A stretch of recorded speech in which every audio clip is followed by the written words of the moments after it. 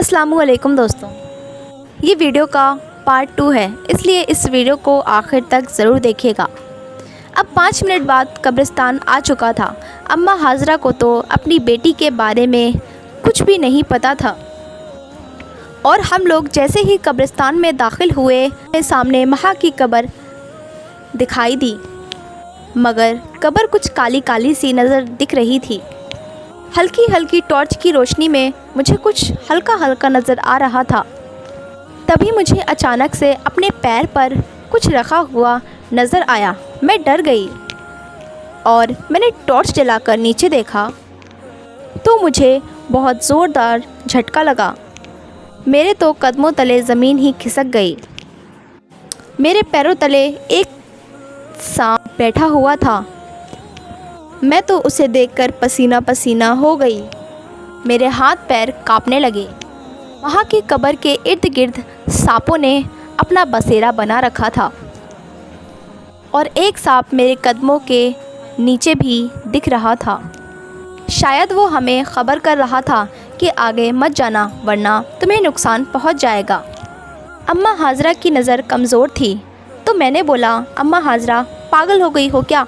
वहाँ मत जाओ, अब तुम यहीं रुक जाओ। तुम कहाँ जा रही हो? तुम्हारी बेटी अब मर गई है। अब तुम अगर उसकी कब्र पे जाओगी तो उसे दुख होगा। चलो चलो घर चलते हैं। नहीं, मेरे कलेजे को ठंड पड़ने दो। अम्मा हाजरा अपनी बेटी की कब्र के पास जाकर बैठ गईं। मैं नहीं चाहती थी कि इन्हें इन सांपों के बारे में पता चले, लेकिन मैं ये सारा मंज़र देखकर डर रही थी। लेकिन मैं बड़ी ही मुश्किल से अम्मा हाजरा को उस कब्र से वापस घर ले आ गई। अगले ही दिन अम्मा हाजरा असर के वक्त अपनी बेटी की कब्र में जाकर गई और वहाँ पर ज़ोर ज़ोर से रोने लगी। इस बार मैं भी उसके पीछे गई।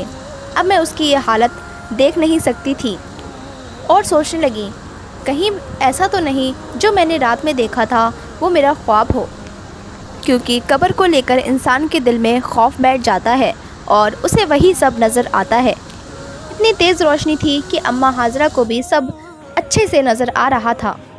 थोड़ी देर बाद अम्मा हाजरा भी अपनी बेटी की कब्र पर पहुंच गईं और उस कब्र को देखकर अम्मा हाजरा बहुत ही ज़ोर ज़ोर से रोने लगी और कहने लगी, जब कब्र के बाहर ये हाल है तो कब्र के अंदर क्या हाल हो रहा होगा। और जब मैंने भी वो हाल देखा तो मैं भी बहुत परेशान हो गई और बोलने लगी, वो ख्वाब नहीं था, ये सच था। कब्र के बाहर इतने सांप थे कि कब्र पूरी काली लग रही थी। मैंने ये नहीं सोचा था कि अब इसके आगे जो होगा वो क्या होगा। अब मैं बस ये सोच रही थी कि एक हाफिज़े कुरान लड़की के साथ ऐसा कैसे हुआ, उसने ऐसा कौन सा काम किया था। फिर अम्मा हाजरा बोलने लगी, मैं मुफ्ती साहब के पास जाऊंगी और मैं उनसे कहूंगी कि ऐसा मैं क्या करूं जिससे मेरी बेटी के ऊपर से अजाब कम हो जाए। मेरी बेटी ने ऐसा कौन सा गुनाह कर दिया। फिर अम्मा हाजरा मुफ्ती साहब के पास जाकर पहुंच गईं। फिर अचानक से अम्मा हाजरा के घर के सामने एक ऐसा मंजर देखने को मिला जिससे हम लोगों को अम्मा हाजरा पर तरस आ गया और कहने लगी, कोई भी आकर मेरे घर से जो चाहे वो उठाकर ले जाए। मैं अपनी बेटी के नाम पर सदका कर रही हूँ। मैं सब अपनी बेटी की राह में कुर्बान कर रही हूँ। ऐ अल्लाह, मेरी बेटी के ऊपर से अजाब कम कर दे। अब अम्मा हाजरा के घर का सामान एक हफ़्ते में ही ख़त्म हो गया था। उसने सोचा था कि ये सब करने से मेरी बेटी के ऊपर से ये अजाब कम हो जाएगा, मगर ऐसा नहीं हुआ। अम्मा हर रोज़ जाकर अपनी बेटी की कब्र को देखती, लेकिन वहाँ पर सांप मंडराते रहते।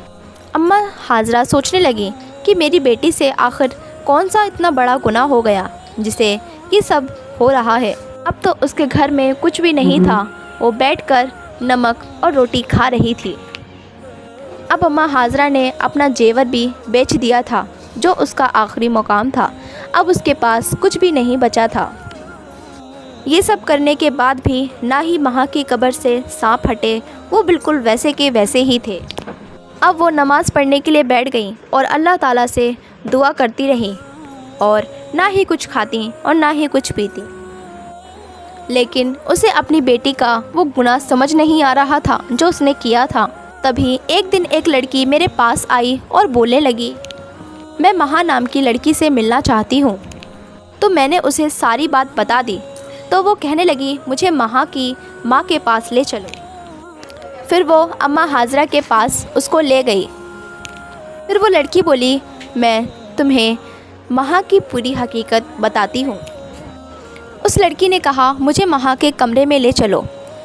اماں حاضرہ اس کو مہا کے کمرے میں لے گئی۔ اس لڑکی نے مہا کا کمرہ الٹ پلٹ کر دیا۔ جب کچھ نہ ملا تو اس کا بستر پلٹایا تو اس کے نیچے موبائل فون رکھا ہوا تھا، جس کو دیکھ کر اماں حاضرہ بہت ہی پریشان ہو گئیں۔ وہ ایک اسمارٹ فون تھا۔ وہ فون دیکھ کر ہم لوگ بھی بہت ہی حیران ہو گئے۔ کوئی سوچ بھی نہیں سکتا تھا کہ اماں حاضرہ کی بیٹی ایسی نکلے گی۔ چند پیسے کمانے کے لیے وہ ایسی راہ میں نکل پڑی۔ اس نے کہا وہ خود ہی بری بری چیزیں دیکھتی تھی اور ساتھ ہی لوگوں کو بھی دکھاتی تھی، اور وہ اپنے لیے خود ہی قبر میں عذاب کھول رہی تھی۔ اس لڑکی نے اس کی فون سے وہ ساری چیزیں ڈیلیٹ کر دی، اور پھر مہا کی قبر سے وہ سانپ بھی ہٹ گئے۔ یہ تو صرف ایک بہانہ تھا مہا کی قبر سے سانپ ہٹانے کا، جو اس کی ماں نے اللہ کی راہ میں سب کچھ قربان کر دیا۔